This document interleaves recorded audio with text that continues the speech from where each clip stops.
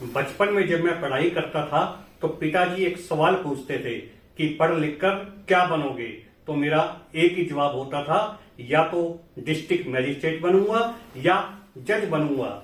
शायद मुझ में वो गुण नहीं थे कि मैं ये दोनों ही बन सकूं, लेकिन वह गुण अवश्य था कि जो लोग डीएम बन चुके हैं या जो लोग न्यायाधीश बन चुके हैं उनसे सवाल जवाब कर सकूं।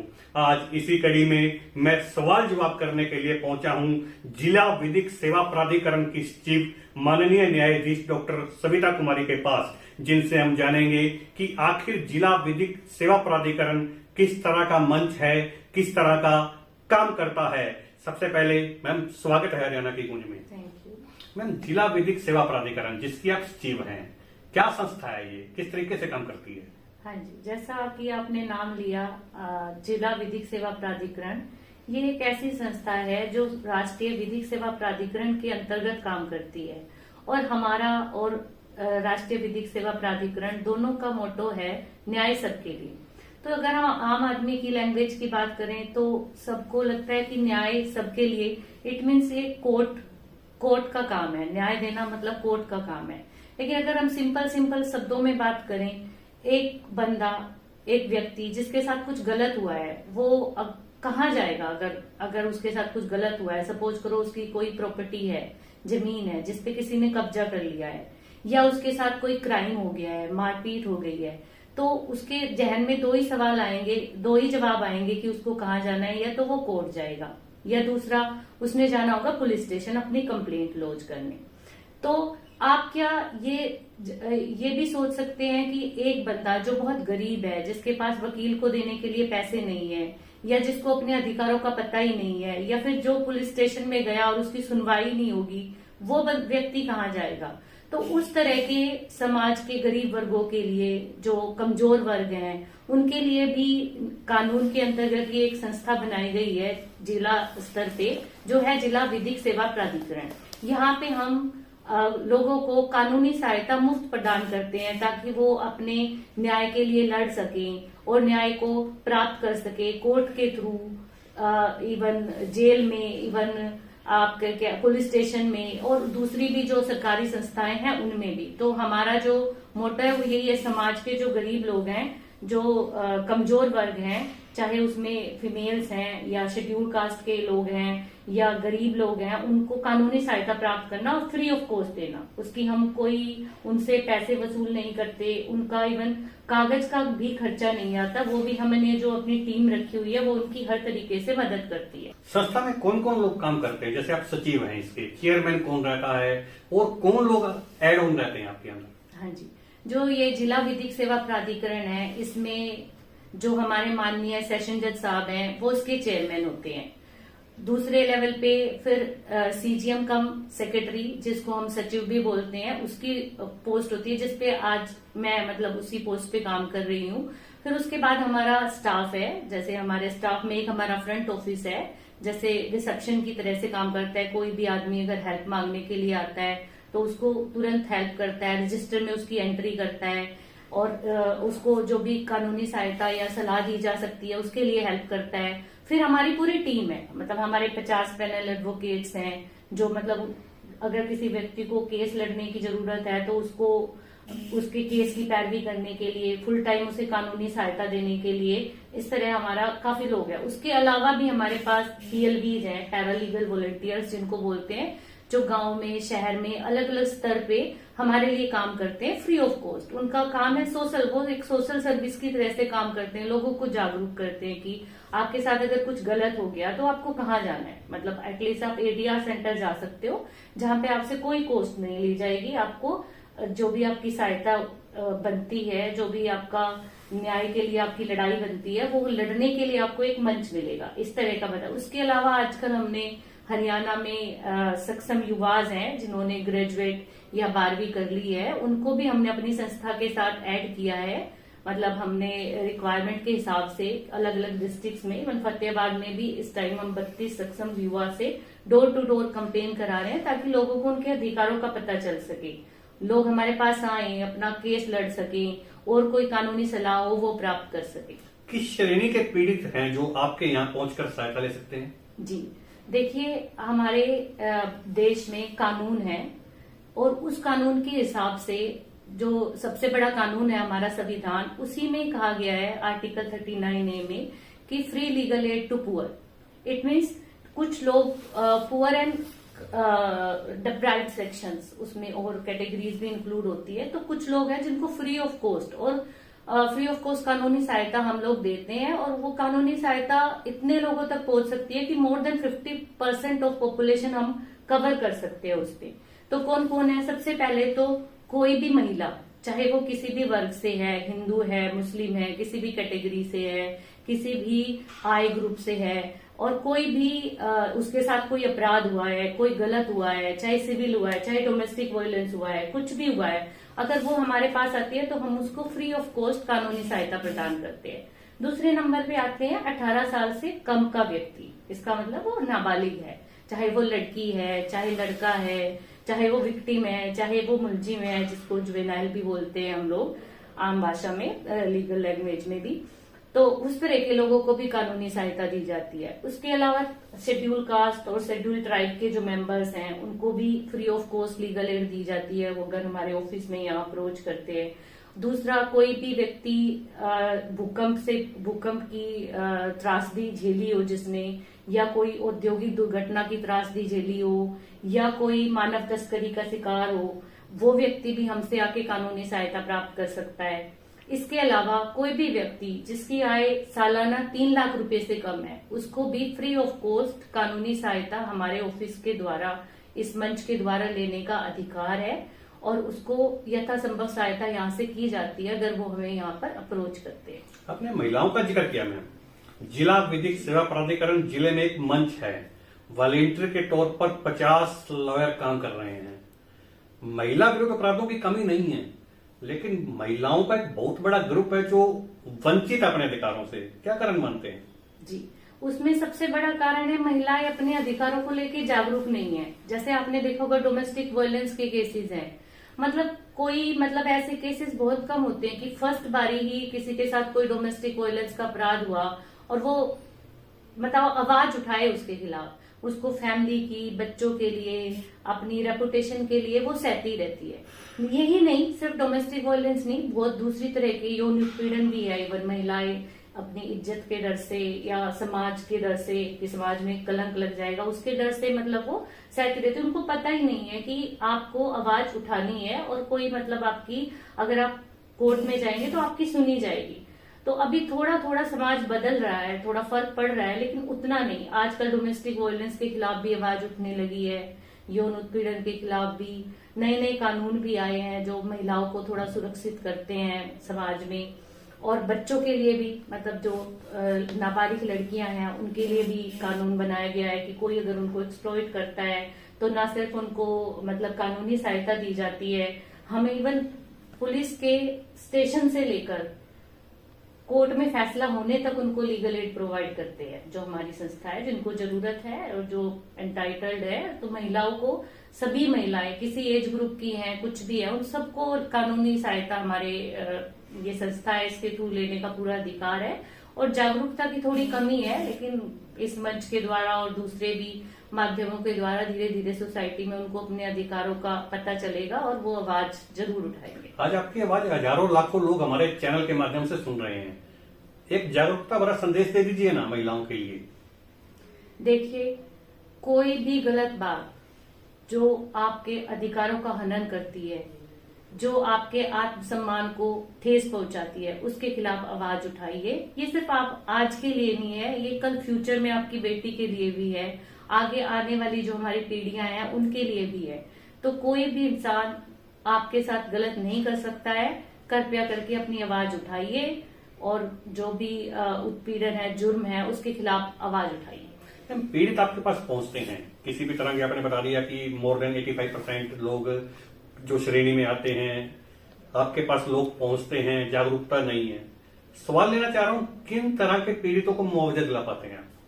जी, देखिए, मुआवजे के बारे में अगर हम बात करें, पहले तो सबसे जो बड़ी फॉरमोस्ट जरूरी बात है कि कोई भी नाबालिग लड़का या लड़की जिसका यौन उत्पीड़न हुआ है, उसको 100% 100% मुआवजे का अधिकार है अगर उसका केस दर्ज हुआ है।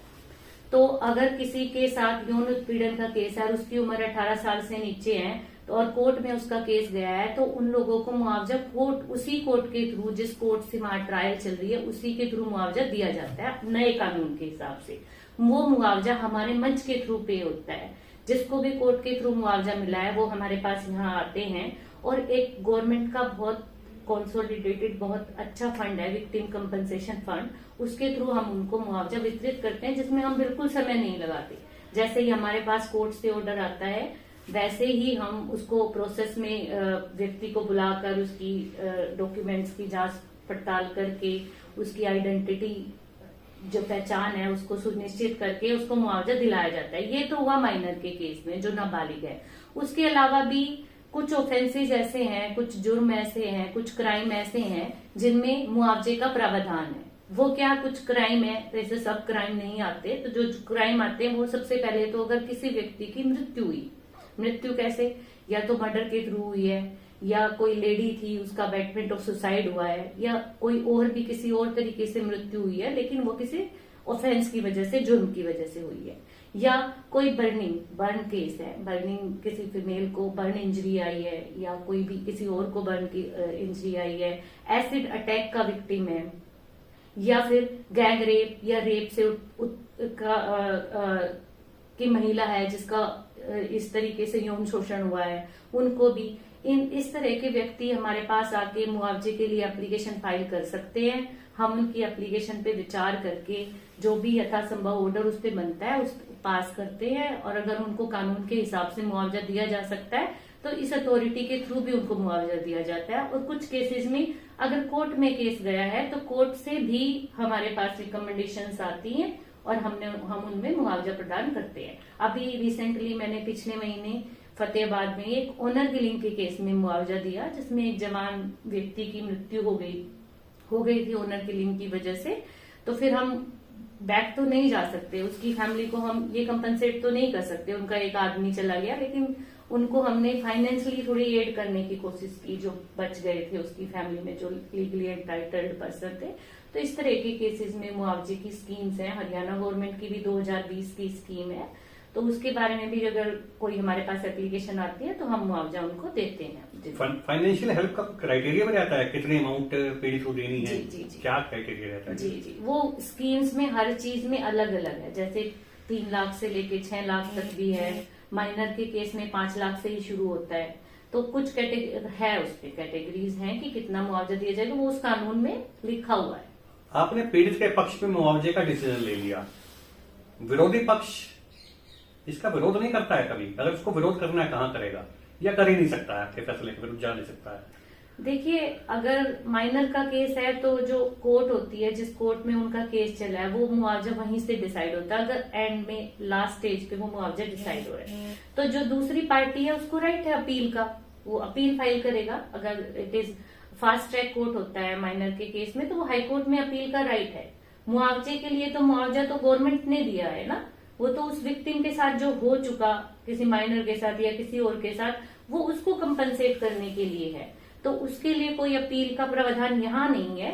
लेकिन हाँ, विक्टिम के लिए हमने कोई मुआवजा दिया है और उस मुआवजे से वो सेटिस्फाइड नहीं है जो इस अथॉरिटी के थ्रू मुआवजा दिया गया है, तो उस केस में वो अपील कर सकता है। जो हादसा है हरियाणा विधिक सेवा प्राधिकरण पंचकुला, तो वो हम स्पेसिफिकली उस पार्टी को बताते भी हैं कि हमने इतना, अभी मैंने आपको बताया ऑनर किलिंग वाले केस में हमने मुआवजा दिया, तो हमने उनको बताया भी कि हम ऐसे आपको इतना मुआवजा हमने प्रदान किया है, तो आप अगर हमारे ऑर्डर से संतुष्ट नहीं है तो आप पंचकुला में हरियाणा विधिक सेवा प्राधिकरण में अपील फाइल कर सकते हैं। एक लोक अदालत का नाम बड़ा सुनते रहते हैं हम, जिला विधिक सेवा प्राधिकरण की क्या सहभागिता रहती है लोक अदालत? जी देखिए, लोक अदालत जो वर्ड है उससे ही आप समझ पा रहे हो, लोगों की अदालत, मतलब एक ऐसा फोरम जहाँ पे लोग अपने डिस्प्यूट खुद बैठ के सोल्व करें। बस कोर्ट उनको फैसिलिटेट करता है। मतलब अगर 2 पार्टी आपस में समझौता करना चाहती है, उनका केस कोर्ट में पेंडिंग है, तो कोर्ट उनको फैसिलिटेट करता है, भी आप इस समझौते पे आ सकते हैं, आप ये मतलब जो है अपना जो डिस्प्यूट है, अपना जो झगड़ा है वो इस तरीके से भी सुलझा सकते हैं। तो लोक अदालत जब होती है, हमारे लोक अदालत में भी डीएलएसए का, जिला विधिक सेवा प्राधिकरण का बहुत बड़ा रोल रहता है। जब भी जैसे एक साल में 4 राष्ट्रीय लोक अदालत होती हैं, उसमें उन केसेस को ढूंढना, आइडेंटिफाई करना कि कौन से केसेस हैं जिनमें समझौता हो सकता है। अब हर केस में तो समझौता नहीं हो सकता। सपोज करो कोई मर्डर का केस है या कोई बड़ा केस है क्रिमिनल का, उनमें तो कोई समझौता नहीं हो सकता। समझौते के केस वही होते हैं जो थोड़े छोटे हैं, जैसे छोटी मोटी मारपीट का केस हुआ या चेक के केस हुए जिनमें पेमेंट होनी होती है, या सिविल डिस्प्यूट हुआ, झगड़ा हुआ, इस तरह के जो केसेस हैं जो जिनमें समझौता हो सकता है। तो हम भी यथासंभव उनमें सहायता करते हैं, न सिर्फ लोगों को जागरूक करके बल्कि कोर्ट को भी हम जितना हेल्प कर सकते हैं अपनी एडमिनिस्ट्रेटिव लेवल पे लोगों तक बात पहुंचा के लोक अदालत की, और लोगों को बुला के आइडेंटिफाई करके केसेस को और अपने पैनल एडवोकेट के थ्रू मेंबर बना के लोक अदालत के, तो हम उनकी हेल्प करते हैं और लोग उसमें अपनी मर्जी से समझौता करते हैं और अपने केस को सोल्व कर लेते हैं। वो कहते हैं ना कि अगर केस लड़ा जाए तो एक पार्टी जीतती है और एक हारती है, लेकिन अगर वो आपस में ही समझौता करते हैं तो दोनों पार्टी जीतती है, दोनों की बात मानी गई। तो लोक अदालत एक बहुत अच्छा मंच है, और आपके मंच के माध्यम से मैं अभी आपको ये भी बता दूं कि अब आज 10 फरवरी है 2022, अभी हमारे 12 मार्च 2022 को नेशनल लोक अदालत का भी आयोजन किया जा रहा है, जिसमें भी बहुत बड़े लेवल पे लोग आएंगे और अपने जो भी मामले हैं उनको सुलझाने की पूरी कोशिश कर सकते हैं। लोक अदालत में जो लोग पहुंचते हैं समझौता कर लेते हैं, क्या बाद में अपील भी कर सकते हैं किस तरीके? जी नहीं, अगर लोक अदालत में किसी ने कोई समझौता किया है तो वो तो उन दोनों की मर्जी से हुआ है, उसकी कोई अपील लाई नहीं करती है। मैम, एक जो भी किसी भी तरह की हिंसा से कोई पीड़ित होता है, थाने में पहुंचता है, अक्सर शिकायत रहती है कि कांस्टेबल कैटेगरी के लोग भी उनसे बात अच्छे से नहीं करते हैं, जबकि यहाँ तो स्वयं न्यायाधीश मौजूद है उनकी बात सुनने के लिए। लगता है कि लोग उतनी संख्या में पहुंच पा रहे हैं जितना पहुंचना चाहिए? देखिए, अपने जिला विधिक सेवा प्राधिकरण के बारे में मैं आपसे बात करूं, जितने भी फीमेल विक्टिम्स हैं उन सब के लिए यहाँ पर एक फीमेल एडवोकेट अपॉइंटेड है थाने में, और कोई भी पुलिस वाला उस लेडी का बयान भी दर्ज नहीं कर सकता जब तक वो फीमेल एडवोकेट वहां पर उपस्थित ना हो।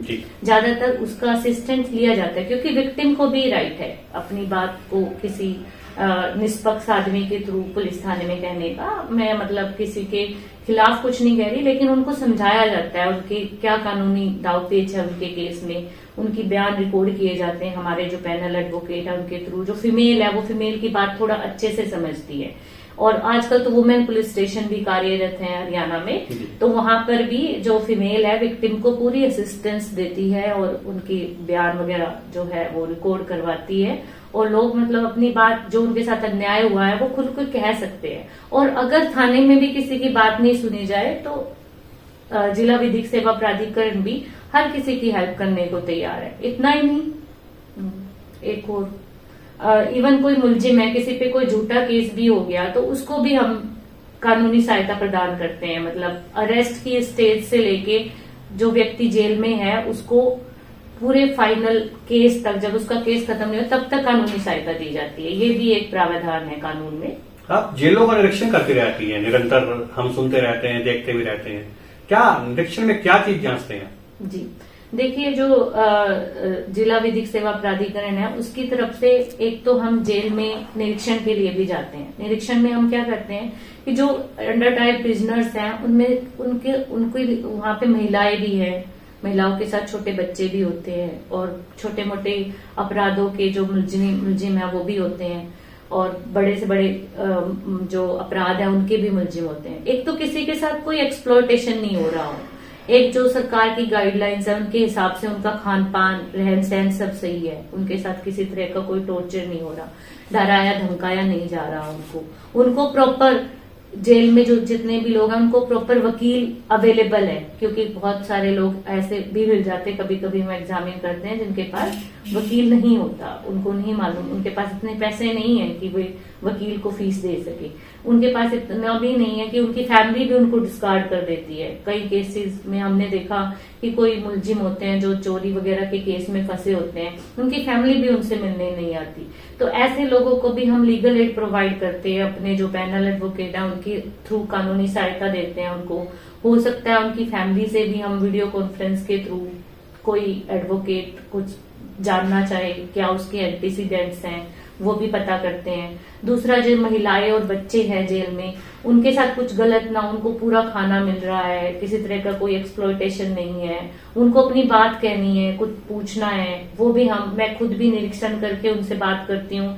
साथ में हमारी जो पैनल एडवोकेट्स भी वीकली विजिट पे जाते हैं जैसे जेल में, वो भी उनसे पूछते हैं कि उनको कोई दिक्कत तो नहीं है। उसके अलावा भी हम जेल में लोक अदालत भी लगाते हैं हर महीने। लोक अदालत का मतलब है कि कोई छोटे ऑफेंसेज हैं, जो पेटी ऑफेंसेज में कोई बंदा अंदर बंद है और वो चाहे कि भाई मैंने तो अपना जुर्म कबूल ही करना है, तो और मेरी तो जितना मुझे 6 महीने की सजा होनी थी उतना तो मैं अंदर रह चुका हूँ, तो उसको भी हम वहीं के वहीं उसका निपटारा कर देते हैं और वो मामला ही खत्म हो जाता है, वो बंदा जेल से बाहर आ जाता है। तो ये भूमिका हमारी जेल में रहती है। अंडर ट्रायल प्रिजनर्स को लेके हमारी राष्ट्रीय विधिक सेवा प्राधिकरण भी बहुत ज्यादा कंसर्न है और जो हमारे ऑनरेबल सुप्रीम कोर्ट है वो भी बहुत कंसर्न है कि अंडर ट्रायल प्रिजनर्स के इश्यूज को जुडिशियल लेवल पे ही देखा जाना चाहिए। इसी बीच में एक सवाल लेना चाह रहा हूं मैं, आपके 9 माह के कार्यकाल में कितने ऐसे अंडर ट्रायल कैदी है जिनको आप रिलीफ दे चुके हैं? टोटल बता पाना तो मुश्किल है, लेकिन हर मंथ जब भी होती है ऐसे कम से कम 4 से 5 लोग ऐसे हमें मिल जाते हैं जिनकी ट्रायल की सजा उन्होंने पूरी कर ली होती है और वो मतलब अपना जुर्म कबूल करते हैं और हम उनको रिहा करते हैं। इंसानियत के नाते अब न्यायाधीश को छोड़ देते हैं, हम एक बार न्यायाधीश की सीट को परे छोड़ देते हैं, अब इंसानियत के नाते सोचते हैं।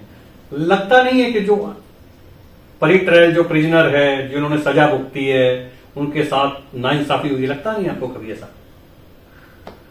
किस बारे में? जो प्रिजनर होते हैं, कैदी होते हैं, जिनको झूठे केसों में फंसाया जाता है, जो झूठे ही अंदर चले जाते हैं, कई बार पुलिस भी वो छानबीन नहीं कर पाती है जो उसको करनी चाहिए, आदमी झूठा ही कैदी बन जाता है, आप उनको रिलीफ देती हैं, आपको जब सच्चाई मालूम लगती है तो हाँ जी, तो जो जेल में जो बंद लोग हैं ना, वो 100% कानूनी सहायता हमारे जिला विधिक सेवा प्राधिकरण के थ्रू लेते हैं और वो हमें बताते हैं इन पर्सन या जो भी है इन पर्सन और वीडियो कॉन्फ्रेंस के थ्रू भी अपनी स्टोरी पुटअप करते हैं कि मैंने ये नहीं किया या किया तो किन सर्कमस्टांसेस में किया, और उसको प्रॉपर जो लीगल तरीका है कोर्ट में उनका केस पूरी तरीके से लड़ा जाता है और जो भी यथासंभव उनकी कानूनी सहायता बनती है वो हम उनको प्रदान करते हैं। अब कोई दोषी है या नहीं, ये काम कोर्ट का है। ओके, तो मैं एक सवाल और लेना चाह रहा हूँ। आप एक सामाजिक संस्था है फतेहाबाद में सदगुरु कृपा नगर,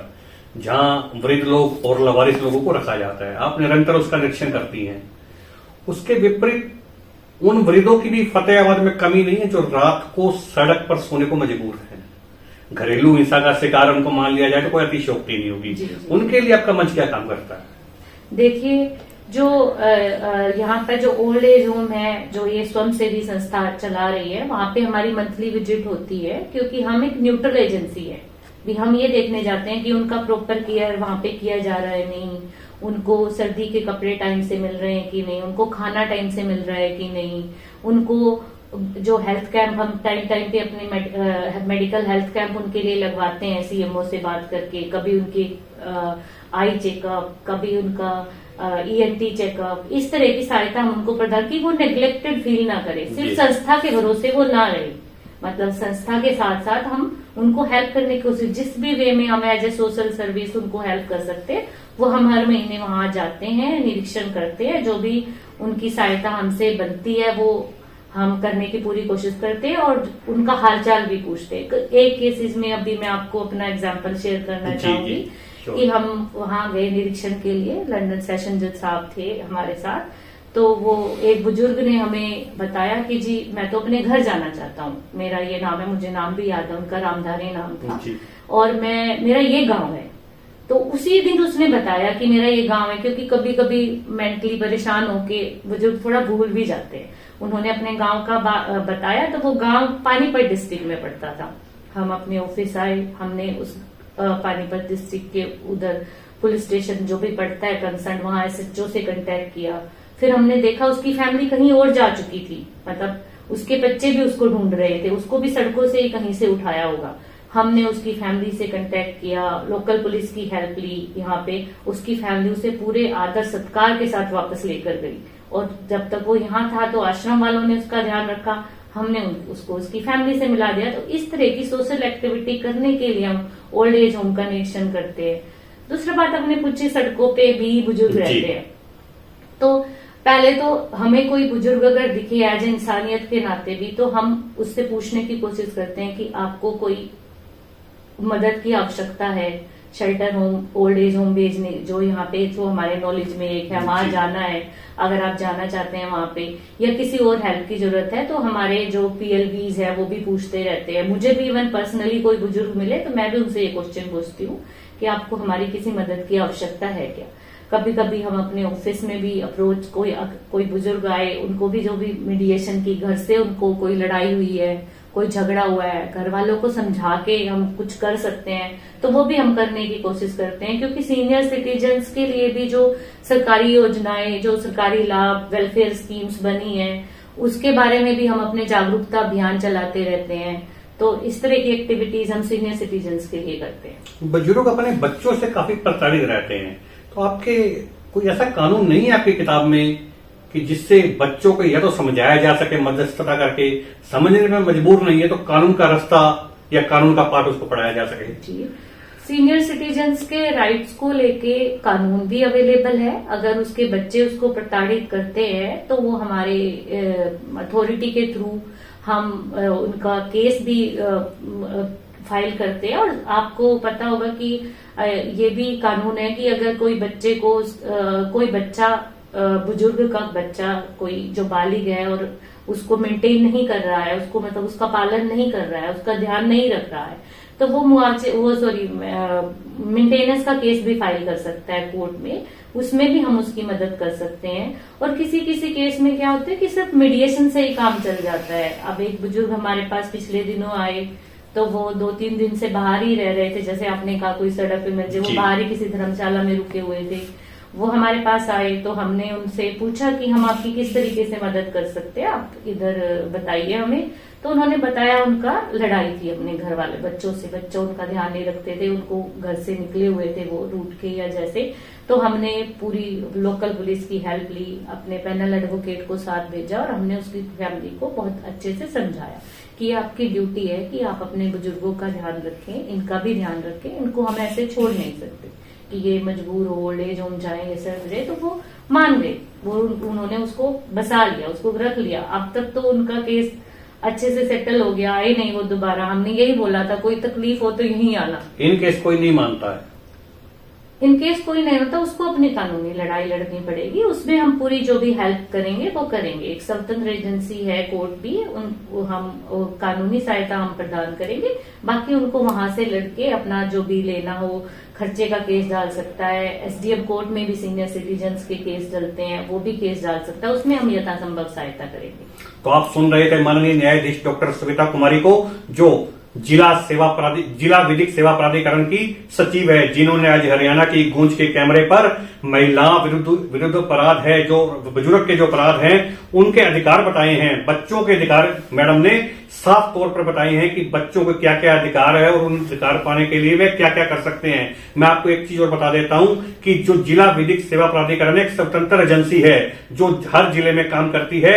यहाँ कोई भी जरूरतमंद पीड़ित आकर कानूनी सहायता मुफ्त में ले सकता है। सबसे बड़ी बात यहाँ ये है कि जो व्यक्ति पुलिस थानों में जाकर ये कहता है कि जो कांस्टेबल है हमारी बात नहीं सुनते हैं, एसएचओ हमारी बात नहीं सुनते हैं, इवन की एसपी भी हमारी बात नहीं सुनते हैं, तो यहाँ माननीय न्यायाधीश स्वयं उनकी बात सुनने के लिए बैठी है। आप आइए और अपनी व्यथा माननीय न्यायाधीश को सुनाइए। अब माननीय न्यायाधीश साहब आपकी व्यथा को सुनकर उस समस्या का निवारण करने के लिए 24 घंटे तत्पर रहते हैं। मैडम एक सवाल और लेना चाह रहा हूं, 9 महीने के कार्यकाल में कितने केसों को आप सोल्व कर चुके हैं? केसेस नहीं, जो लोग हमारे पास हेल्प मांगने आते हैं, ऐसे सैकड़ों में संख्या है। जो भी हमारे फ्रंट ऑफिस में आते हैं उनकी नाम रजिस्टर किए जाते हैं, हमारे हेल्पलाइन नंबर भी। समस्याएं कितनों की खत्म हो गई है, ये कुछ आंकड़ा है आपके पास? समस्याएं मीडिएशन के थ्रू बहुत, हमारी सक्सेस रेट बहुत अच्छी है। जो मध्यस्थता कराते हैं, हमारी जो पूरी टीम है मीडिएटर्स की, जो फैमिली मैटर्स में, घरेलू झगड़ों में, सीनियर सिटीजन्स के मैटर में जो मध्यस्थता कराते हैं, बहुत मतलब मंथ के more than near about 20 cases भी सेटल्ड हो जाते हैं एक महीने में। तो जो अगर किसी का कोई फैमिली डिस्प्यूट भी है जिसमें केस फाइल करने की जरूरत ही नहीं है, उनके लिए भी एक बहुत अच्छा मंच है कि वो यहाँ आए, अपनी समस्या बताएं और वो सोल्व हो जाती है। कोई भी महिला है, बुजुर्ग है या बच्चा है या अन्य किसी भी तरह का जो पीड़ित है, वह सीधा जिला विधिक सेवा प्राधिकरण में पहुंचकर अपनी बात माननीय न्यायाधीश के समक्ष रख सकता है। पूरा भरोसा उसे दिलाया जाएगा कि माननीय न्यायाधीश के नेतृत्व में उसको न्याय दिलवाने का पूरा कार्य किया जाएगा। आप अभी माननीय न्यायाधीश डॉक्टर सुमिता कुमारी को सुन रहे थे, जिन्होंने साफ तौर पर बताया कि यहाँ 20 से अधिक जो केसों का समझौता करा दिया जाता है। समझौता बहुत बड़ी चीज होती है। केस जब हम लड़ते हैं, अदालतों में जब जाते हैं, तो उसका हार जीत का कोई पैमाना नहीं होता है। लड़ाई शुरू होती है, लेकिन लड़ाई खत्म कब होगी इसका पैमाना आज तक कोई बना नहीं पाया है। लेकिन जिला विधिक सेवा प्राधिकरण एक ऐसा मंच है जहां लड़ाई खत्म होने का पैमाना भी है। आप यहां आइए। एक चीज और मैं आपको बताना चाहता हूं कि माननीय न्यायाधीश से हमने जब बात की तो इन्होंने अपनी बातों के बीच में बताया कि यहाँ जो कुछ भी सहायता दी जाती है वह सब मुफ्त में दी जाती है। यानी कि जरूरतमंद लोग जो अदालत तक नहीं पहुंच पाते हैं, पुलिस थानों तक नहीं पहुंच पाते हैं, वकील नहीं कर पाते हैं, उनको जिला विधिक सेवा प्राधिकरण में हर तरह की सहायता मुफ्त उपलब्ध कराई जाती है। फतेहाबाद जिला वासियों से मैं एक आग्रह करना चाहता हूं, आप किसी भी तरह की हिंसा से पीड़ित हैं तो आप निसंकोच जिला विधिक सेवा प्राधिकरण में चले आइएगा। वहां माननीय न्यायाधीश डॉक्टर सुमिता कुमारी के समक्ष अपनी समस्या बताइएगा। मैं हरियाणा की गूंज कैमरा के माध्यम से आपको विश्वास दिलाता हूं कि आपको उस हिंसा से मुक्त करवाने में माननीय न्यायाधीश डॉक्टर सुमिता कुमारी का अहम रोल होगा। कैमरामैन मोनू जांगड़ा के साथ तरुण गोयल, फतेहाबाद, हरियाणा की गूंज।